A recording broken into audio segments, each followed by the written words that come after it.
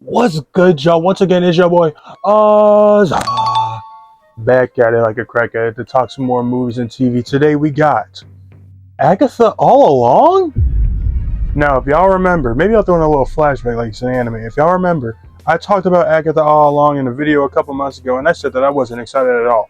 I said I was going to watch it with my girl, I was going to give it a try, but I was not expecting much. I might watch it with my girl, maybe, we'll see. I had to see some reviews for that one, but I'm not gonna lie to y'all. Y'all know I never lie to y'all, man. Y'all, this is an open book policy. This is a no judgment zone.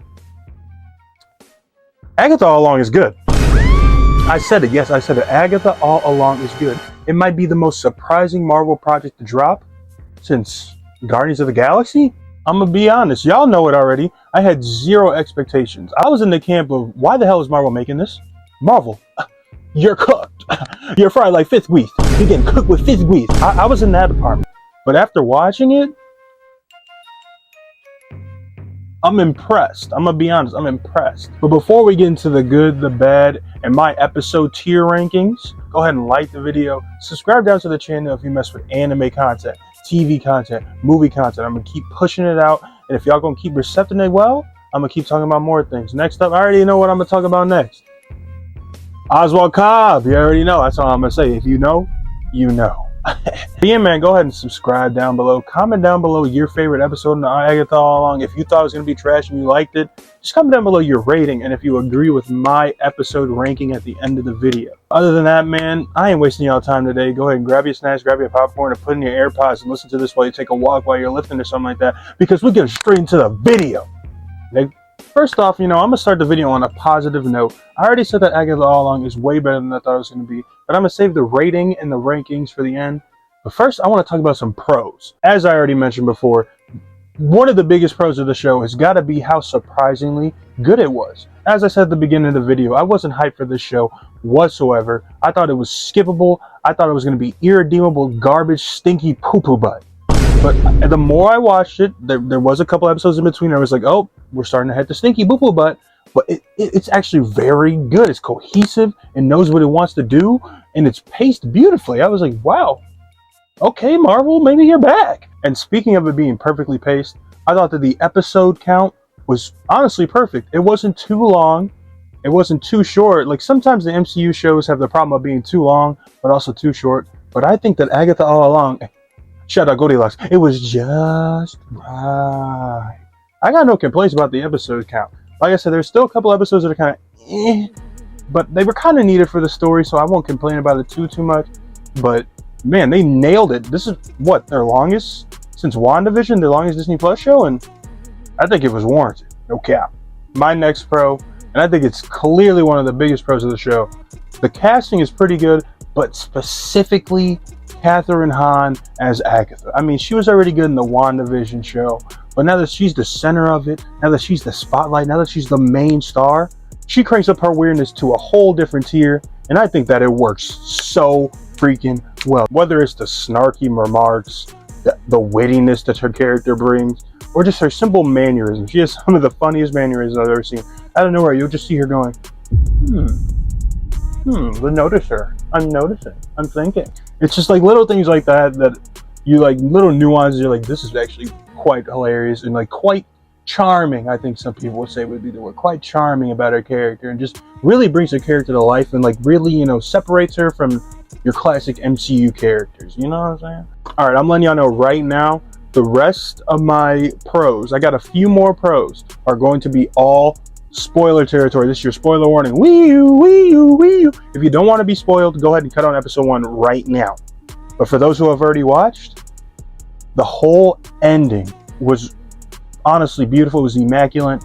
First off, Wanda's son being the one who created this Witch's Road song, and it wasn't really on the Witch's Road, it was on the windy road. That was brilliant.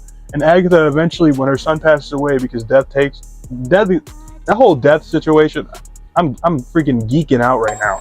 I'm not gonna lie to y'all. The whole situation with death and her being Agatha's ex was crazy, but basically when Agatha's son passes away and we see that Agatha isn't as bad as she's portrayed to be. She still sucks.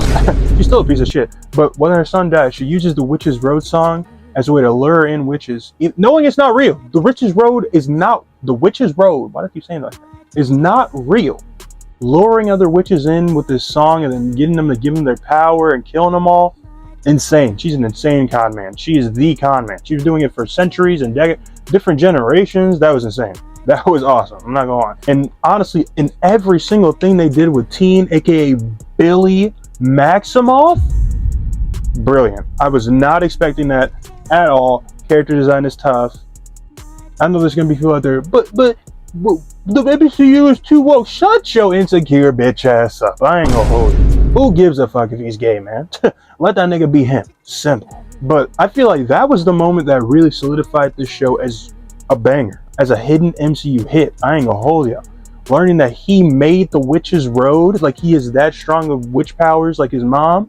Insane. To find out that Billy's brother Tommy is still out there somewhere in the world, his ghost floating around, and we think he might have got him in a body that's alone and getting bullied and shit like that. And now we have that cliffhanger to go off of in a new movie or MCU project, like maybe Vision Quest or the to be announced Young Avengers movie.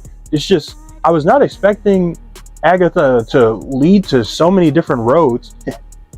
Witch's road. I was not expecting Agatha to lead down so many different roads that actually have meaning and actually are going to impact the new MCU. I say new like it's changing, but you know what I'm saying? The future of the MCU. Quite frankly, I just think everything that they did with Billy was a pleasant surprise, and I'm excited to see what they do with him next. I'm interested. You have my intrigue, Marvel. But yeah, all in all, like, it just had a bunch of things that I was not expecting it to do, and to me, that's a positive. But now we gotta talk about the negatives, because I do also have a decent amount of negatives too. Episodes 3 and 4 simply almost killed this series. They were boring, they dragged. It was one of those things where you're like, I wonder if every episode is going to be a different trial. And when you first find out that every episode is going to be a trial, and the beauty of the trials is them like in different vibes and different outfits, like it was just like, oh, this is not looking good. This is not looking good. Because episode 1 started off with a bang. Episode 2 was decent. It was decently solid. But then you got the episode 3 and episode 4 back-to-back back-to-back booty cheeks. And it was like, uh-oh. If this next episode doesn't hit, I'm dropping it. That's what me and my girl said. If this next episode doesn't hit, we're dropping it. And the next episode hit.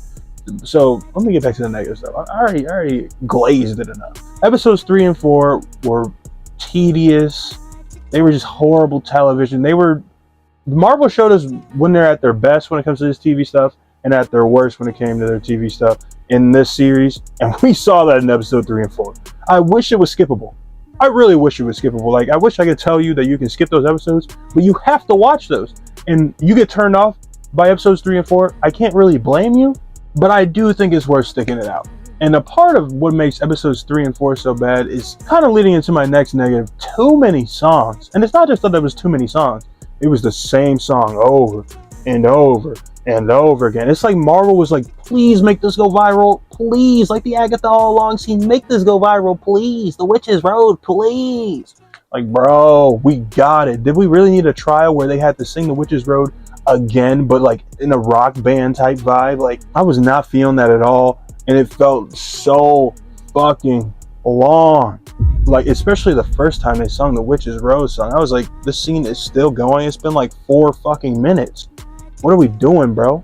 Damn, I'm just sitting here really thinking about it. I really don't like episodes 3 and 4 and most of the song stuff. Like, I also think that a big knock you could have on it is it's pretty formulaic. Like, if you've seen a lot of shows, if you've seen a lot of mini-series, if you've seen musicals, you can tell how the episode structures are going to go. So episode 1, Agatha's figuring everything out. Episode 2, she's gathering the coven. Episode 3, 4, 5, 6, 7, 8 are the trials.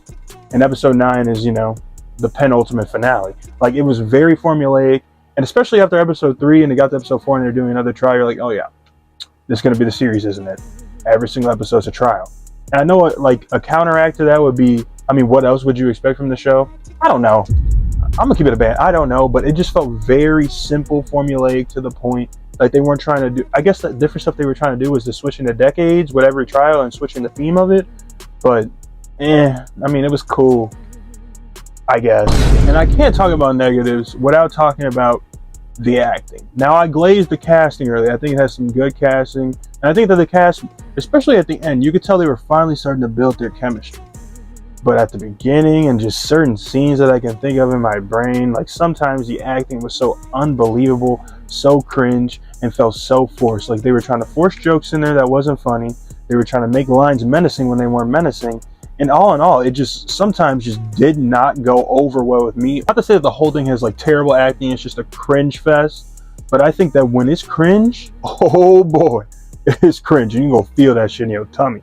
Oh me. I definitely do think that the show didn't live up to its fullest potential. There were a couple integral plot lines that they introduced, such as the Salem 7, that I feel like we only scratched the surface with them. I mean, they died before they did anything.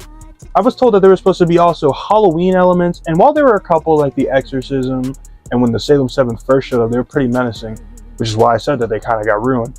I feel like they were still pretty minute, and I feel like they could have definitely thinned the line a little bit more when it comes to spooky and family friendly. But yeah, man, I talked about the good, the bad, the pros, the cons. But enough of that. Let's get to the rating and the episode's ranking. Ratings wise, I'm gonna have to give Agatha All Along a 7.5 out of 10. I think it's solid. I think that there's some episodes that are bad, that are carrying it down.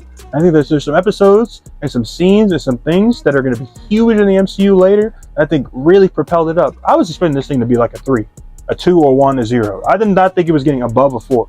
So 7.5? That's pretty fucking decent. And now that you know my rating, I'm going to have to give y'all my episode ranking. I think easily, this thing goes in tiers. The top tier has 3 episodes. It's going to be episode 6, Billy's backstory. I was intrigued. I was immersed. It was amazing.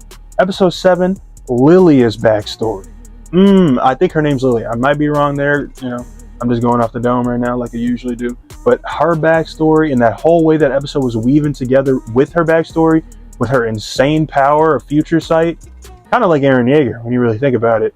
That was awesome to see. Such a beautiful end of the episode. I can tell why that episode is one of the highest ranked Marvel things ever on IMDb. It deserves it. And number 3, I got episode 1. It was so fun. Agatha was being Agatha at the best, at her peak. It was a nice way to bring us into the series. It was very WandaVision-esque. I just thought it was all around fun. It was a great way to start the show. Had me intrigued. Next up, we got the tier 2 episodes. Like I said before, I don't think these episodes are bad by any means. I think they're solid, but I think they're a clear step down from the creme de la creme of the top tier episodes. And first up at number 4 in my episode ranking, we got episode 8, The Final Trial. I think that is a beautiful way to end some stories, a beautiful way to grow some stories. You know what I mean? If you watch the episode, you feel what I'm saying? And then after that, we got episode 9, the finale. And I know some of y'all might be thinking for a finale, this is really low, but I just think those top 3 episodes are pretty close to 10s, honestly. And I think that these 2, especially, you know, the last 2 episodes, I think that they're solid 8s. You know what I mean? I can't complain about them. I cannot complain about them. I cannot complain. And I know I threw this in the second tier, but honestly, you could argue with me, and I would listen if you want to throw this in the tier 3 with the boo-boo episodes that I think. But I think that the second half of the episode saves it so hard, man. I got the episode when Billy unlocks his powers officially. I mean, that end scene was just so cold, man. So cold! And last, but certainly least, we got the booty of the butt. We got the garbage tier. I think all 3 of these episodes are lacking something internally or just straight up trash. I got episode 2 when they're gathering the coven. Now, I don't think it's as bad as the last 2 episodes, which I've already mentioned before, but I still think it's a clear step down, especially after you watch episode 1, you get to episode 2, it's like, I'm not sure about this, and then you get the 3 and 4, butt and butter, trash and stinky, ret and poopy. They just aren't good episodes at all, in my opinion.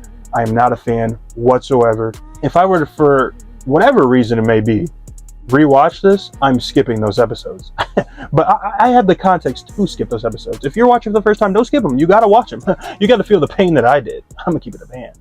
But yeah, man, I think that's all I gotta say about Agatha all along. I want to know y'all thoughts in the comments down below, man. Did you think it was solid? Was it better than you were expecting? Was it worse than you were expecting? Was it just about what you were expecting? To each their own with this type of show. I think that a lot of people are gonna hate it.